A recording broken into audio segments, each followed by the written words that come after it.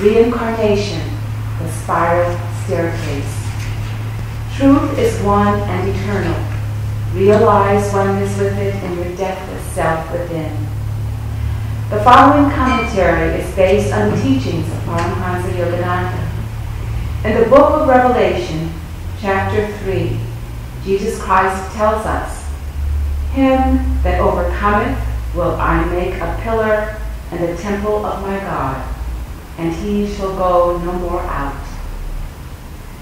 There is a difference between church dogmas, which are based on reasoned deductions from scriptural statements, and the pronouncements of wisdom, which are based on the inner realization of scriptural truths.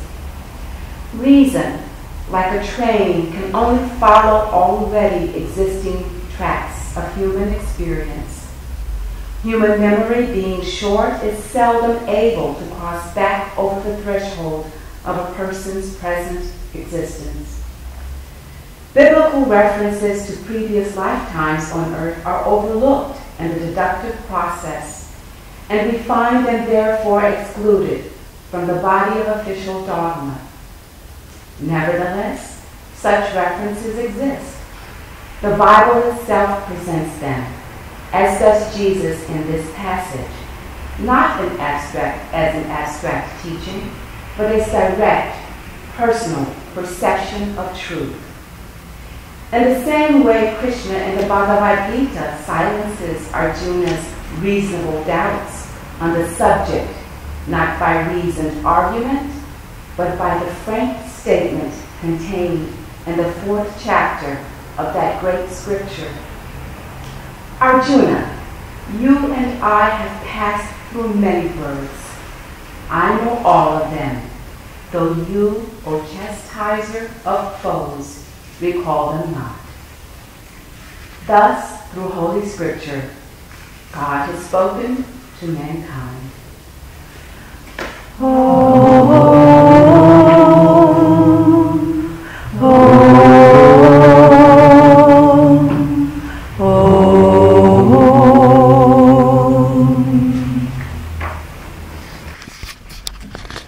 Hello everyone, my name's Nayaswami Dharmini, and this is my husband Nayaswami Dharmaraj. Welcome today.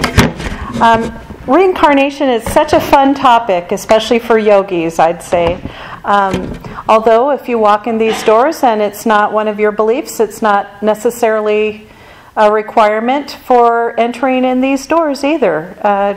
It can be one of those things. Often when we come to a place and you hear all these new beliefs, sometimes we just want to put those beliefs on a shelf for a while, and it's like, these things seem okay, but I don't know about this. Well, the things you don't know about, just stick them on a shelf, and in a while you can pull them out and kind of look and see, do I want to keep this on a shelf or explore it further? When I was growing up, reincarnation was just some really strange foreign concept. All the TV shows that would refer to it, everyone was Cleopatra in their past life. Do you remember that? And then someone would be next to them and say, "But I was Cleopatra in my last life." And so it was just this running joke. In that vein, I found a few reincarnation jokes that I thought were kind of cute. You kind of have to figure them out. They're little riddles. So, signs that you're the reincarnation of someone famous. During a thunderstorm, you build a giant boat and start stealing your neighbor's pets. During a thunderstorm, you build... While working under the sink, you get this insatiable urge to paint a church ceiling.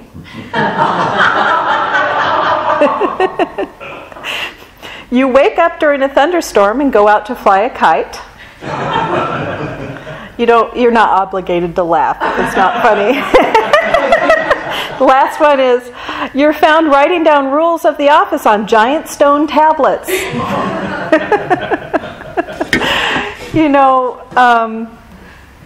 An interesting thing, though, about that is Kriyananda has been saying lately, and Yogananda said it too, that if we want to know what our past lives were, that we can look at some of the present urges we have, and especially how we were when we were really young.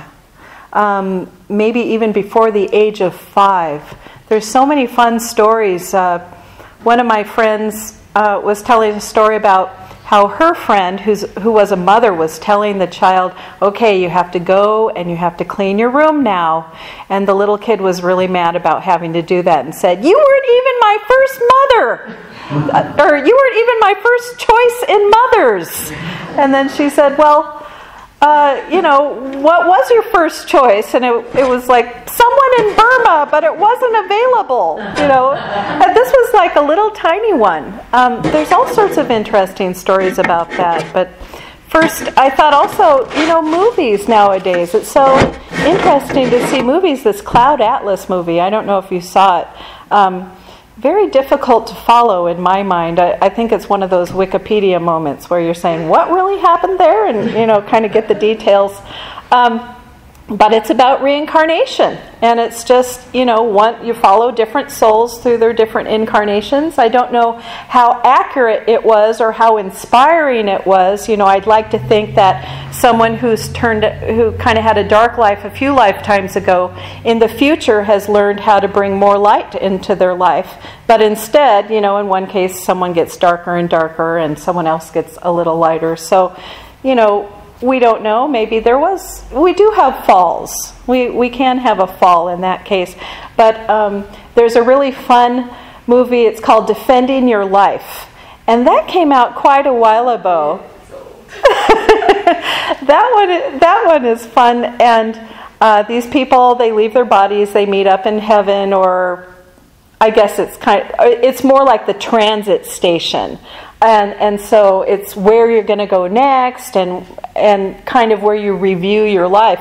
But one of the fun things they had was the Past Lives Pavilion. And so people were standing in line, and then they'd go to a little screen and they'd get to see what their past lives were. And one woman who was a very kind of Pollyanna, but in a positive way, she just had done so many good things in her life. When she was reviewing her lives, all the judges were clapping, bravo, what a perfect life, you're going to move on. And then there's the other main character, this guy, and he was more selfish, and so the judges were kind of like, why did you choose yourself in that situation? And so he kind of had more shame, and she was just light, and they were a good match because she kind of uplifted him. And so anyway, when they go in the Past Life Pavilion, she's seen all these wonderful lives that she's been, like a queen, and just these beautiful lives. And then he sees a life, and he's a native running away from tigers, and just really, he gets the bad lives. It's all a joke, we can't always know what we've been before at all. There's another movie called Chances Are. And in that movie, a guy, again, he's in a car accident, and he ends up going up to heaven, and he really wants to get back to his wife that he loved, which is not a very inaccurate thing. It's our desires that actually bring us back to the earth plane when we are hanging around in the astral world. And so anyway, he just longed to be with his wife. Meanwhile, some years pass by, and she's an older woman, and he has to be reborn. But he escapes from heaven and jumps into a body of a baby that's going to be born. And they forget to give him the forget shot. And so, there's this whole... Yogananda said that it's a really wonderful thing that we do have multiple lives, that we do forget our past lives, so that we can really start anew. Because if we make a big mistake in that last life that we've had, if we knew that, we could really come with some bad self-esteem, more so than we usually come in with just... I killed that guy last time, and I'm really sorry about it. But then you have to live with it and for another lifetime. So Yogananda talked about that forgetting. Maybe it is a forget shot that we get. And so Robert Downey Jr., who's the main guy, he's running around, kind of finally gets magnetized to his family from before, and he meets his daughter from the life before. Anyway, so he meets his wife, who is 20 or 30 years older than him now, and there's a lot of oh my goodness going on because he remembers everything about her, and suddenly she has memories too. But then, luckily, because they wanted to keep everything on the up and up, the guy with the forget shot manifests on Earth. And so he's kind of trying to find this guy, and he finally finds him and gives him the forget shot, and then everybody lives happily ever after, of course. But that's always a fun one. When we were living in India, there were true stories of... India is such a mystical place. Miracles happen on a daily basis. They happen here also on a daily basis. For some reason, they just stand out and don't get lost in the shuffle over there. So many stories of young children who remember what their past life is, and then it's documented. There was a little girl named, was it Shanti Devi? Yeah, her name's Shanti Devi. And when she was 4, she was telling everybody what the name of her husband was and saying, no, he lives in Mathura, and I should go to Mathura, and that's where he is. So at 4, by the age of 6, she tried to run away to him. And finally, the teachers in her school and the headmaster, they were interviewing her, getting all the details, learning that she died. She said she died 10 days after childbirth, giving birth to a son or a daughter, and she just had all these details about her ex-husband or her before husband, and then they decided to go to Mathura. The headmaster went, and he found that man, because she knew his name. It was Kedarnath, and so she knew the name. He went and found Kedarnath, and of course, people are, what's going on here? Although in India, it's part of the belief. 90% of people are Hindus, so that's part of their basic belief. And so, sure enough, there's questions and answers going on, and the guy believes that she's the daughter, but somehow the story does not end with her then staying with him. She's a young child, and he's an adult, grown man, and somehow they keep it appropriate in that way. But very interesting, and there's many stories like this. There was also a documentary called Unmistaken Child. Did anybody see that? A story about some lamas, Tibetan lamas, who were looking for their own Rinpoche or their own lama. And very interesting. They somehow kind of get a clue from families, word of mouth, that these children have more spiritual tendencies, or they go into a village and hear about children with spiritual tendencies, and they actually have the possessions of the Rinpoche that's left his body. Also, he said something like, I'm going to be born in the north, or in this area, I'll be reborn in that area. So they bring his things, and the child is sitting there. They went to child after child to kind of see, and you got to see whether children felt drawn to the different articles that belonged to them. And finally, they found one child that just knew immediately what he knew his mala, he knew his eating bowl, and there was a real reunion. Even the child was quite young, but there was just this reuniting of souls, because the people that were looking for him, they had served him in his past life until he had died, and so there was this devotion, this love for each other. It was very touching when they found it, and sure enough, the child went back with them to the temple and lived his life as a Buddhist monk. Now, in that country, it's pretty traditional for young kids to go into the monastery that way. But it was a very touching movie if you get a chance to see that. And lastly, there's this American story of a young boy who was having nightmares about a plane crashing. And this happened, I think it's in Denver. It's a current story. It's just less than 10 years old. I think the little boy is maybe 12 now or something. And a book was written about it, but I saw a documentary on it. It's called Soul Survivor. And this man who kind of has been helping families with past life issues with their children. Apparently he's found that by treating some children who have phobias and they don't quite know what's going on with the child, he'll do some past life regressions and things to see if that can help the child. Whether it's true or not, who knows, but somehow it can help a child break through that. So he was contacted by this couple, and they said, our little boy keeps having these nightmares. He's being terrorized in his dreams. He's seen himself crashing in a plane. And not only that, he has all these details from the time he was really little, like 3. He started talking about airplanes from World War I. And he knew the names of the airplanes. He knew the parts on the airplanes. He seemed to know how to fly the airplane. He just knew all these details. And so in the drama, or in the documentary, you see the meeting and him interviewing this little boy. They end it with, the little boy can even name the people in the squadron that he belonged to. And so they end it with him actually, there's a squadron reunion. And he goes to that reunion and he knows the guys and he's saying things that other people would not know about those people. And it was very heartfelt.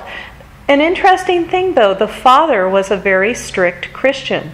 And so he knew, he saw this was helping, but he could not understand it fully. And he had to kind of stretch his views when he saw so much truth. I mean, he could not help the fact that his child knew this man's name, and he knew, that he had a wife and a kid, and the kid wasn't just being psychic. It was very specific about airplanes, World War I crashed. And after he was able to work through the issues around crashing his plane, he stopped completely having the nightmares. So it's very interesting, these things, what's going on. In fact, it's a little bit maybe too fun for the yogi to kind of think, now what did I do? And Yogananda has talked about how if we do not feel inclined to do something, like rob grocery stores or things like that, it's because we've done it many times before. We already know where it leads. So it's interesting to see not only the things we're inclined to do, but the things we're inclined not to do. Of course, I wouldn't expect anyone walking in these doors wanting to go rob a grocery store, but you can see how these inclinations we've had life after life. In fact, Swamiji was in India, and now a few of our members are doing this. In fact, some are going to India in December and doing this, and a few have already done it in addition to Swamiji. There's this book that is located throughout India, and it was written by someone named Brigu, and it's thought to be, is it 2,000 years, Dharmaraj? More. Thousands and thousands of years old. They've tested the paper that it's on and found that it's thousands of years old, although it was rewritten every few hundred years, so maybe the one Swamiji was just a few hundred years old. So anyway, Swamiji went to a Brigu reader, and this reader kind of asks a few core questions and looks at an astrology chart or something to do with astrology, goes in the back of the room and pulls out these different palm leaves with, I don't know if it's Sanskrit or Tamil Nadu, if it was in the south, but they have writing on these palm leaves. That's what they used to write on. And then different sets of palm leaves ask a few different key questions with each of these palm leaves just to see if one of these belongs to him. And his said, it said, your name, you were born in Romania. And it said, your name is Kriyananda. First, didn't it say Walters? It said your name is Walters, Walter. Yogananda used to call Swamiji Walter. Even though his last name was Walters, Yogananda used to call him Walter. It said what his mother and father's name was, and then it told him about how his life had been so far, and it told him things that he says have been true. Dharmaraj, can you help me with some of the things that have come true? Dikshini. His mom had a miscarriage. That's right. He asked his mom, and that was true. Yeah. That was a really telling part of it. He was told that his mother had a child that was not did not see through the full pregnancy, and so he asked his mom, did this really happen? And she said, in fact, it did. So it was interesting that this guy is an astrologer, and he comes from a higher age, and so somehow through these higher ages he was in tune with the laws of the universe and was able to do these predictions. In fact, in a higher age, probably all of us could do it. If we were all around during that time, we too would have, I wonder what your soul's going to be in 10,000 years. Well, I think I'll just figure that out. Isn't this funny? You're going to be Cleopatra. And so, and it's interesting about the Bible in that, the scholars say that in Constantinople in 325 AD, there was a Council of Nicaea, and in this council, they took out some of the teachings that reincarnation was part of Christianity. Very interesting, but yet, as it said in this reading, that some of it was left in the Bible. And so there's a very interesting quote. There's quite a few quotes that Yogananda pulled out. Let's see. So Jesus asked the disciples, "Who do men say that I am?" And they reply, "Some say that you are Elias. Others, you must be Jeremiah or one of the other ancient prophets." Interesting. There's another Elijah one. This one is from Matthew 11:13-15. "For all the prophets and the law prophesied until John, and if ye will receive it, this is Elias, Elijah, which was for to come. He that hath ears to hear, let him hear." And so this was referring to the fact that John the Baptist was considered Elias or Elijah in a previous life. And so there's numerous more that Yogananda wrote about in this.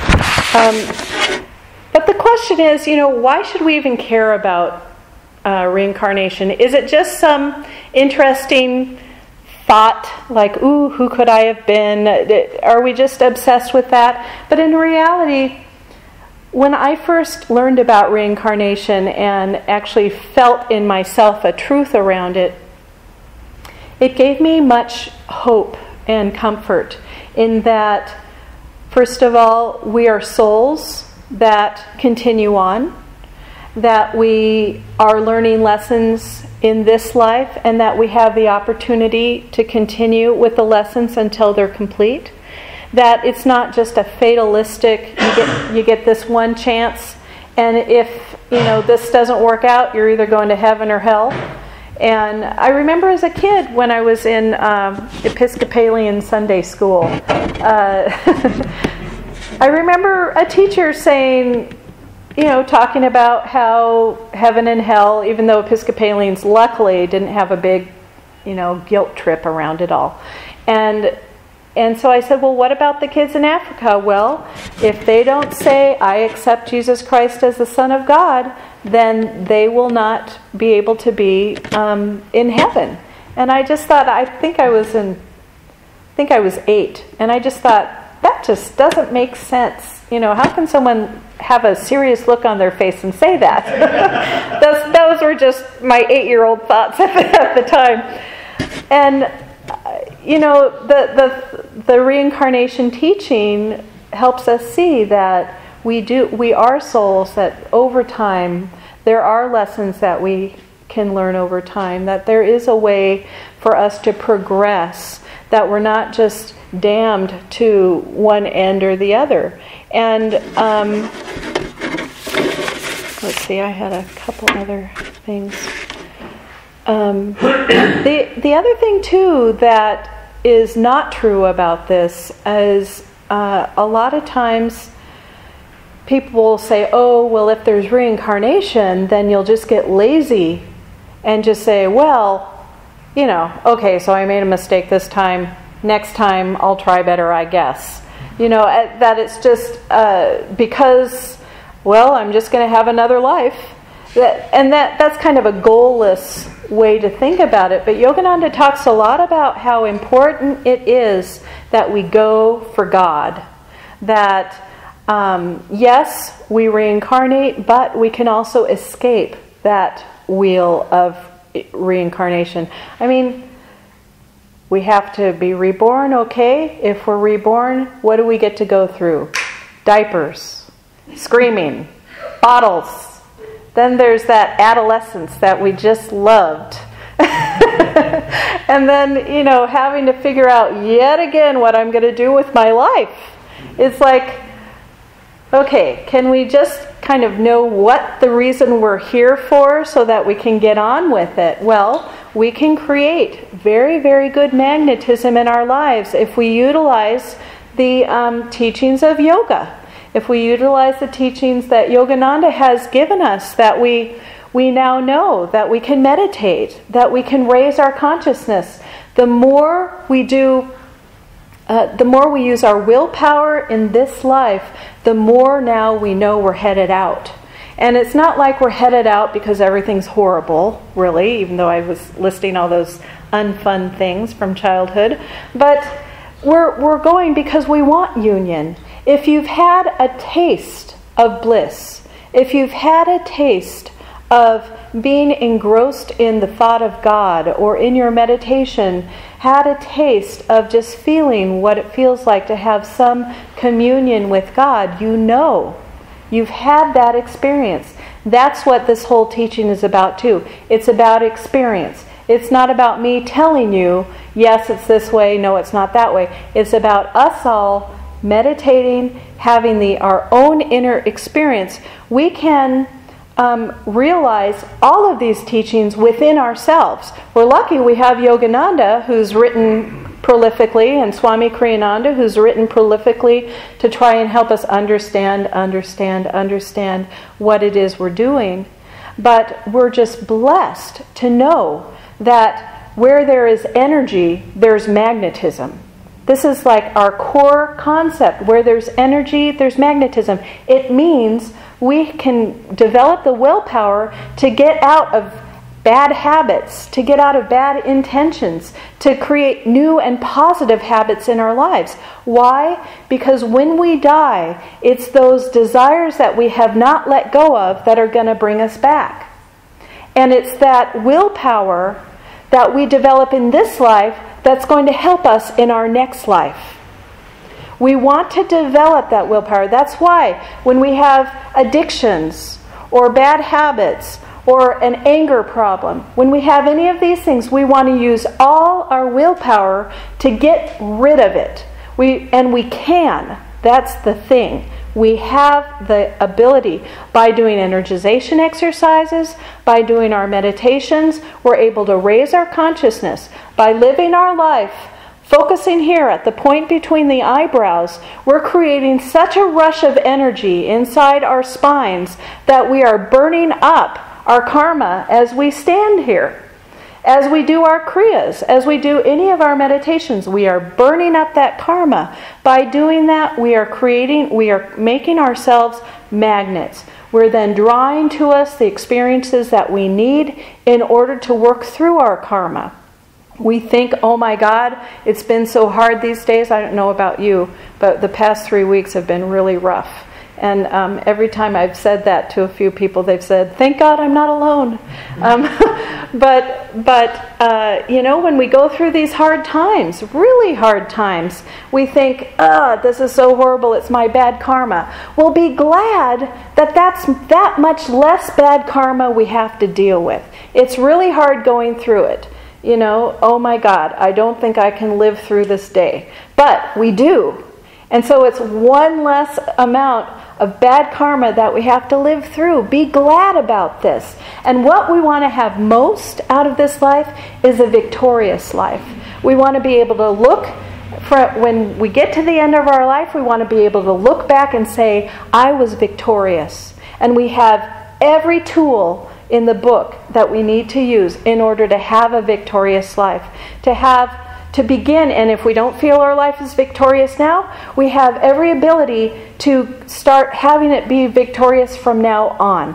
Sri Yukteswar has a wonderful quote that I think of so often. I just love this quote. If I can find it. Let's see. Okay. Yogananda is describing Sri Yukteswar saying this. Sri Yukteswar used to say, as I wrote in Autobiography of a Yogi, "Forget the past. The vanished lives of all men are dark with many shames. Human conduct is ever unreliable until man is anchored in the divine. Everything in future will improve if you are making a spiritual effort now." Isn't that hopeful? It's just a beautiful quote. It means if we've had bad habits up to now and we haven't been happy with the way things are now, guess what? Today, I can start changing my habits. I can start doing things in a new way. I can start putting out willpower and energy to change it now. Because if I do that now, things will improve. And that's our Param Guru, which is like our grandfather guru. That's a Param Guru quote. And we can rely on that. That's what the gurus said. It's just such a beautiful concept that right now, forget the past. Start anew. And so yes, it's fun to remember reincarnation. It's fun to do all of that kind of stuff. It's helpful in some ways to kind of know, well, maybe I used to do that thing, but now But really, in reality, we want to live in the present moment. We want to live our lives as though we are going to be victorious. And this allows us to make choices in the moment. Am I going to feel victorious if I do this action? You know, LA is a very interesting city, and it's so easy to slide down a hole of negativity here. I think it's because we're all squished together, and you know, the parking spaces are extra small, the stores are extra crowded with a lot less square footage. There's a lot of, you know, being around people, and there's a lot of, you know, with the entertainment industry here, there's a big emphasis on how you look. Do you look perfect? You know, and it's like all you have to do is walk through Hollywood and you suddenly feel self-conscious, like, I'm not wearing my 6-inch heels and I don't have all my makeup on right now, and oh my God, you know, I'm going to really look horrible compared to everyone else. You know, before I had parasites, I was actually thin and athletic, and then I got parasites and my body kind of went downhill.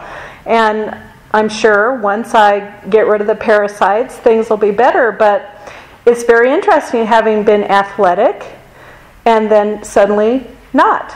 And we have to deal with who we are, where we are. And having all these other thought forms in our space telling us we're not okay, we're not good enough, just wipe it out. It's interesting. In Northern California, you watch TV or you watch the movies and you go, oh, there's some fantasy world going on there. You know, you see the women in their 6-inch heels and oh, okay, fantasy. But then you come down here and you realize all you had to do up north was jump through the screen and you're suddenly in LA.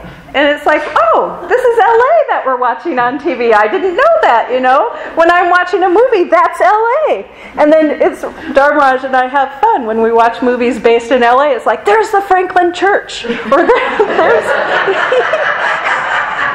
you know. So, I mean, there's pluses and minuses, right? We've got it all right here. Everything is happening is here. It's all on the news, you know. It's like the news reports on LA and New York. What's happening in the rest of the country, we don't know, but LA and New York. So we have to really here, in order to have a victorious life in LA, do more of what Yogananda tells us. You know, he says if you do a percentage of everything he's given us to do, you're going to do better. I would say for LA folks, it's a percentage plus 1 or something like that. It's like we have to really work hard on keeping our auras strong. It's a real issue here. That's how we're going to be victorious here. We have to really do our meditation, really surround ourselves with like-minded souls, really surround ourselves with positive experiences as much as possible, and not let that driving on the freeway make us go insane. You know, I mean, a car accident happens and you had on your iPhone that everything was fine and this was the road to take. Suddenly that car accident happens. It's 2 hours away from destination. And we can like be mad on the wheel and everything, but I'd like to suggest, let's all, instead of being victims of the energy that comes at us, let's be beacons of light, okay? Let us be the big kids. When we are being the beacons of light, we're automatically the big kids. That means when the other day, someone was really rude to me on the phone when I was trying to talk to someone at a store. And I just thought, you know, it was like, boy, I was tempted to say, you know, I think I'll call another store. But instead I thought, no, I'm going to instead, you know, try and be calm and just continue on with this. And then when I went to the store itself, there was that person, and I just thought, I'm going to be really positive. Whether they're positive back or not, I don't care. I'm going to just try and shine the light. And that person perked up. They were really happy and said, oh, today's so busy. I just, you know, I'm having a hard time. And it was like, that's being the big kid. When we go in and we're the beacon of light, and people aren't doing things to us. They're doing something to themselves in their head. You know, they may not like you, but it's not that. They're not liking something in their mind. And we don't have to take it personally. And so instead, just take it that way, that it's not really us they're mad at. Swamiji's been saying this a lot lately. It's not us they're mad at the situation, they're mad at something going on. It is not us they're mad at. And then we, being the big kids, say, oh, they must be having a bad day. I'm going to shine light, not to get them to react better. We can't be attached to how they're going to be. But we then can expand and keep our hearts open. I was really sad when one day this gal told me, you just haven't had enough experience in LA. You're just like, you know, you're too positive. And I just thought, you know, honey, you don't know my past. You don't know where I've been. That's okay. But really, it's a choice. It's a choice to walk around with the heart open. It doesn't mean we walk around like open wounds, you know, magnetized. Go for it. You know, here's my big target. Just, you know, aim at the heart. But we can walk around. We can be positive. We can be beacons of light. And when we're stuck in the car for 2 hours, what do? Stick a tape in. Listen to the Joy Singers. Listen to Swamiji sing. Sing Om. Do the mantras. Do the Gayatri mantra. Do the Mahamrityunjaya mantra. Suddenly, imagine if we were in the astral world where you can see everybody's energy, we would see this one little car in the middle of a huge ocean of cars, and it would have all this light just shining out of it. And God would be saying, I'm very pleased with that. Thank you. You know, this is our choice. We can do it, and we're doing it together. Just by our little band of souls today, we can go out, we can be the big kids, and we can spread the light. God bless you all. Through many lives, I've drunk the cup of laughter. No man could tell the pleasures I have known. The stars in the endless sky, if one could count, would come to billions. Yet as vast as are their numbers,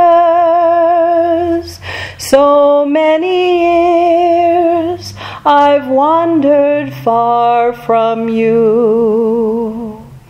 Through many lives I've drunk the cup of sorrow.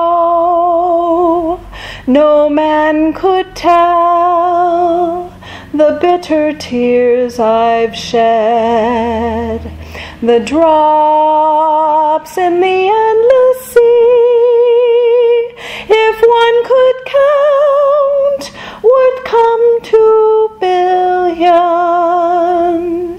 Yet as vast as are their numbers, so many years I've wandered far from you. Through countless lives I've sought your cup of sweetness, found other cups, yet thirsted evermore. The streams in the hills of time all found their way into a desert. Every noon of bright fulfillment, ere many hours did sink to evening gloom. I long for you in summer and in winter, only for you my heart thirsts day and night. I've learned that the sweetest songs ears ever heard were but your echo. Lord, at last fill me completely, for nevermore I'd wander far from you. Lord, at last fill me completely, for nevermore I'd wander far from you.